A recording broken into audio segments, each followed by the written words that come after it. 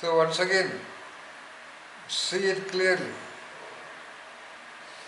The entire universe, including every human being, they are all nothing but a vast assemblage of reference only, or realities, or things, objects, energies, visible energies, invisible energies, visible forces, invisible forces, whatsoever. They are all named by the brilliant human creative originality. Of course, some people did all the names and it got communicated to all other human beings, and as of now in 21st century, almost everybody knows the names of almost everything at least they use or they see or they come to know about.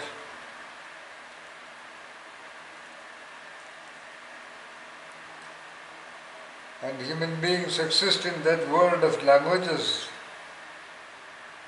Even when they are directly interacting with the objects and settings and their houses and their people, all those interactions are continuously mediated by an ongoing internal language, internal dialogue. I am interacting with my wife, I am interacting with my son, my daughter, my friend, my colleague, stranger, or interacting with my mobile or my computer or my table or my chair. Everything is superimposed with their names. The attention goes actually to those names with a peripheral view of those things which are visible in front, if they are the names in the mind.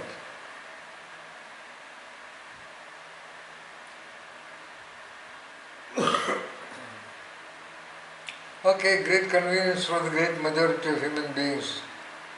99.9% of human beings are benefited by those names so that they can talk about it, think about it, refer to them when they talk about them to other people, and they can keep coming in the mind's internal dialogues or thought process. Only those names come in the thought process, never the reference. See? Language is so vast and it is an autonomous system. So if just one person is standing before you very really, but there can be an hour of thinking or thoughts or ideas about that person.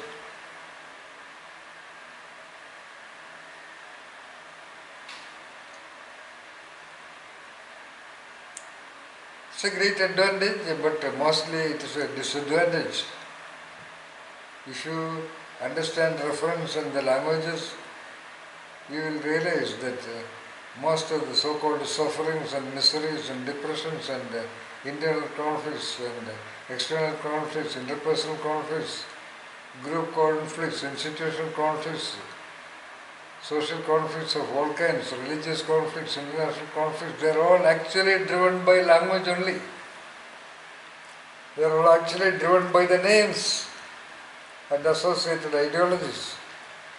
So national differences, international differences, race differences, religious differences, and you know what is going on in the world as of now. Let it go on, but be clear about it. Be firmly clear forever that most of the time we exist in the world of language than in the world of realities or the reference.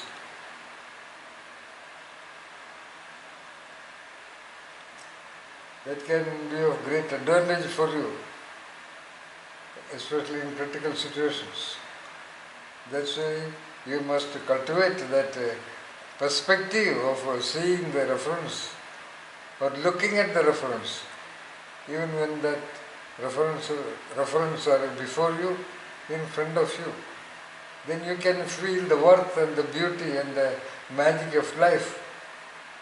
Then you can feel the value of everything around, from the pencil to pencil cutter to eraser to the tablecloth. The realities or the physical or the whatever subtle attributes of those reference would become more accessible to you than just thoughts about them. because thoughts are never the realities, or thoughts are never the reference. Referent meaning reality in the conventional sense. But for us, there is a reality for every referent also. As we mentioned, every pencil has its own reality.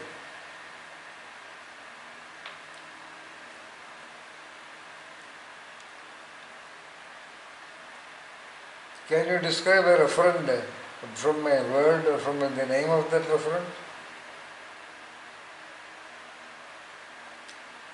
Can you describe the referent of the word table? Can you describe the referent of the word chair? Can you describe the referent of the word pencil? Can you describe the referent of the word house? Can you describe the referent of the word friend? Can you describe the referent of the word depression, sadness, worry, anger, hatred?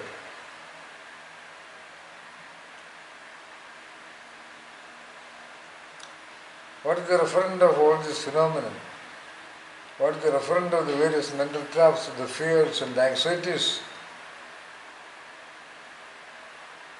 It's an anxiety about the future. What is the referent of that anxiety about the future?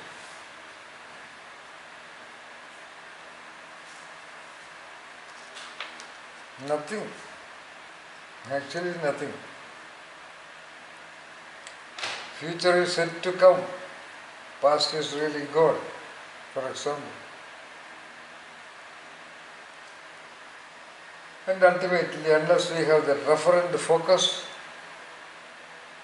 it would be then it would be advantage. Or if you have that referent focus, you will get into the reality of those references, and then you will become a real genius himself. You will become a mystic. You will become a seer.